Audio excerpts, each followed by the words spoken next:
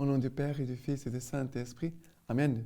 Grande joie d'être là avec toi en ce vendredi 15 septembre. Aujourd'hui, nous célébrons Notre-Dame des douleurs.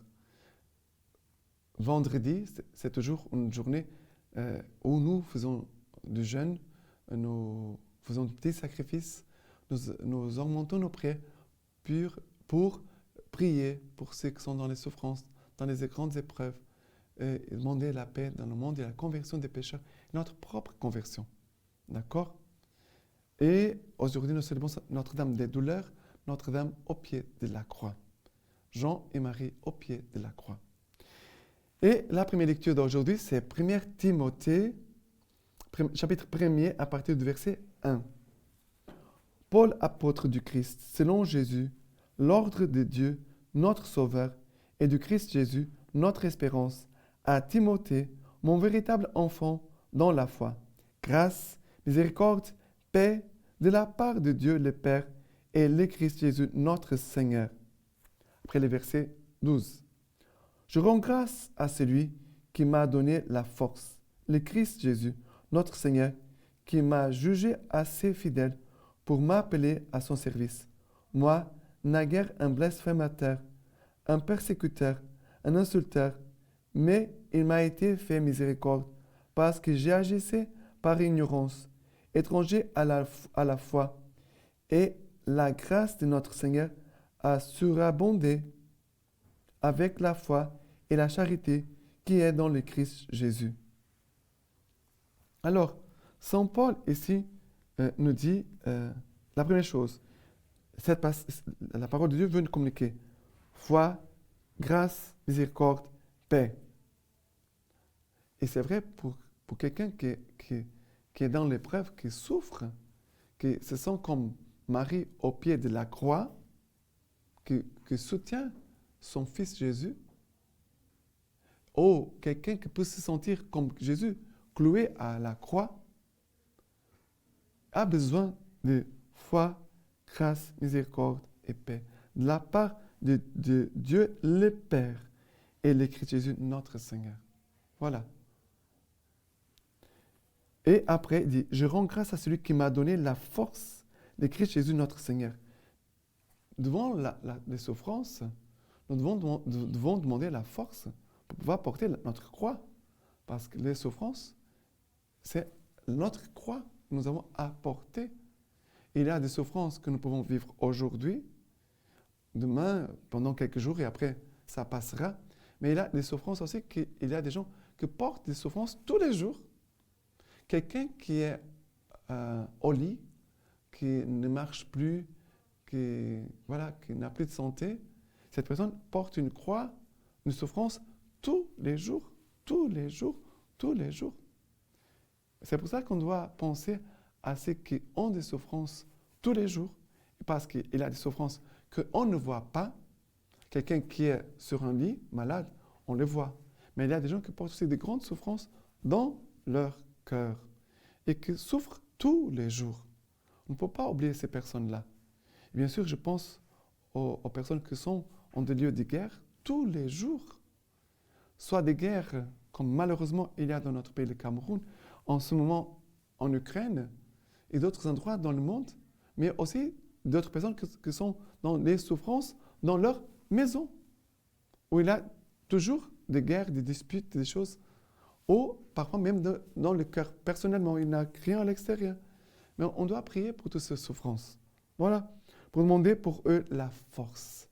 La force, cette force qui doit nous unir au Christ, cette force doit nous unir au Christ et non pas lâcher le Christ, mais aussi cette force pour pouvoir porter cette croix et d'offrir ces souffrances pour ceux qui peut-être ont des croix plus lourdes que les nôtres et pour ceux qui n'ont pas encore Dieu dans leur cœur. D'accord? Et il dit, Dieu m'a trouvé à juger assez fidèle pour m'appeler à son service.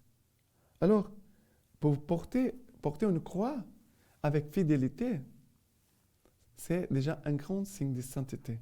Parce qu'il y a des gens qui portent une croix et à un moment, ils vont jeter la croix et disent, je ne veux plus porter cette croix. Voilà, j'abandonne tout. Et Dieu ne veut pas que nous abandonnions, mais Dieu veut faire de nous des fidèles, des hommes et femmes fidèles. Même, Paul dit, moi naguère un blasphémateur, un persécuteur, un insulteur, mais Dieu m'a fait miséricorde. Nous devons prier pour les blasphémateurs, pour les persécuteurs et pour les insulteurs. On doit prier pour eux puissent recevoir la miséricorde, comme Paul a reçu la miséricorde. Et la vie de Paul a changé à partir du moment où la miséricorde est entrée dans son cœur. Et cette miséricorde, Notre-Dame de douleur, c'est Notre-Dame au pied de la croix qui demande la miséricorde pour ce monde pécheur où nous sommes. Notre-Dame au pied de la croix, Notre-Dame de douleur, c'est aussi Notre-Dame de miséricorde. D'accord? Maintenant, le psaume d'aujourd'hui, c'est le psaume 16. Le psaume 16, à partir du verset 1. Garde-moi, ô Dieu, mon refuge est en toi. Tu as dit au Seigneur, c'est toi mon Seigneur. Le Seigneur, ma part d'héritage et ma coupe, c'est toi qui garantis mon lot. Et après le verset 7, je bénis le Seigneur qui s'est fait mon conseil. Et même la nuit, mon cœur m'instruit. J'ai mis le Seigneur devant moi sans relâche. Puisqu'il est à ma droite, je ne puis chanceler. Après le verset 11, tu m'apprends le chemin de vie. Devant ta face, plénitude de joie. En ta droite, délices éternelles. Même si je suis au pied de la croix ou si je me sens cloué à la croix, je peux dire, Seigneur, apprends-moi le chemin de vie. Que je sois devant toi, devant ta face. Et là, je puisse trouver la joie. Non pas la joie des rigolades, mais une joie qui se manifeste par la paix intérieure. Par la paix intérieure. Et après, il dit, je bénis le Seigneur qui s'est fait mon conseil. Même la nuit, mon cœur m'instruit. Même la nuit, ça veut dire dans les souffrances. Seigneur, que dans les souffrances, le Seigneur puisse m'instruire. Car c'est vrai que les douleurs, les souffrances sont une école aussi. Pour nous, une école de vie spirituelle et aussi une école d'humanité. Parce que quand la personne souffre, elle a plus de compréhension et de compassion envers les autres. D'accord? Et j'ai mis le Seigneur devant moi sans relâche, puisqu'il est à ma droite et je ne puis chanceler. Ça veut dire, dans le monde de souffrance, on doit garder le Seigneur sans relâche. On doit s'attacher au Seigneur avec toute notre force et aussi de les garder à notre côté. Je m'appuie sur le Seigneur. Il est à ma droite. Je m'appuie sur ta force, Jésus. Toi qui as subi et porté et souffert jusqu'au bout, Seigneur, apprends-moi aussi à rester fidèle jusqu'au bout à toi, malgré les souffrances ou les épreuves que je peux vivre aujourd'hui. Et maintenant, l'évangile d'aujourd'hui, c'est Jean chapitre 19, à partir du verset 25. Or, près de la croix de Jésus, se tenait sa mère et la sœur de sa mère, Marie, femme de Clopas, et Marie de Magdala. Jésus donc, voyant sa mère, et se tenant près d'elle, les disciples qu'il aimait, dit à sa mère, « Femme, voici ton fils. » Puis il dit aux disciples, « Voici ta mère. » Dès cette heure-là, les disciples l'accueillaient chez lui. Alors, ça me touche beaucoup parce que Jésus, il est en train de mourir sur la croix. Et Jésus donne tout. Donne tout. Il a déjà livré son corps dans l'Eucharistie. Il a déjà donné sa parole. Il a déjà donné son pardon. Jésus a maintenant, il manque seulement une chose qu'il manquait de donner, à donner, sa mère. Et Jésus va maintenant donner sa mère. Il va confier la Vierge Marie à Jean. Et Jésus va dire, Jésus donc voyant sa mère et se tenant près d'elle, les disciples qu'il aimait, dit à sa mère, « Femme, voici ton fils. » Première chose, Jésus, il dit, voilà, je te donne un homme pécheur que tu puisses prendre soin de lui. Apprends-lui les chemins du Seigneur. C'est-à-dire la Vierge Marie, qui auprès de la croix, devient la mère de tous les hommes.